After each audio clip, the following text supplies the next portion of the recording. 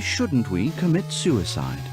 In his essay, The Myth of Sisyphus, the French Algerian philosopher Albert Camus asks us to contemplate just this sort of question.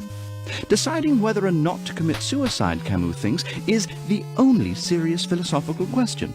But why do people commit suicide?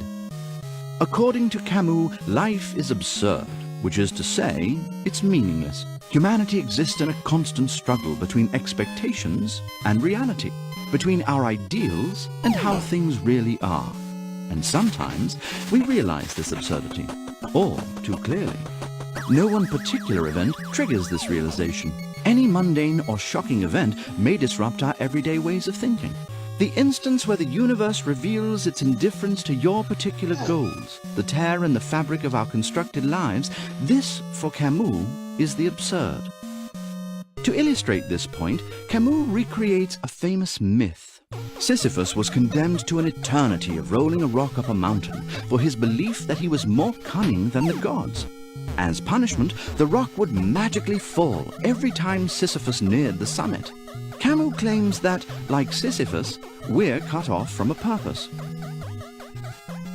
Mario may jump over 1,000 fireballs and collect all the umbrellas, but none of that matters if he never saves Pauline. Our reality is without a defined end goal.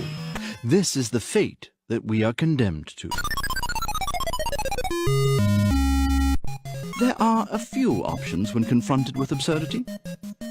Like Kierkegaard, we can interpret absurdity as part of God's larger plan.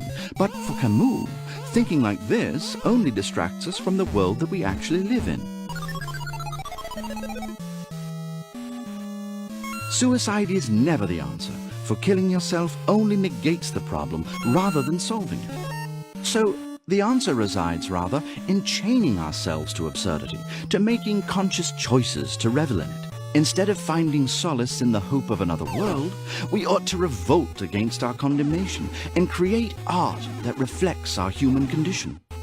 Now, as bleak as this may seem, Camus, however, proposes an alternate ending to the myth. As the rock rolls down the mountain, Camus asks that we imagine Sisyphus happy.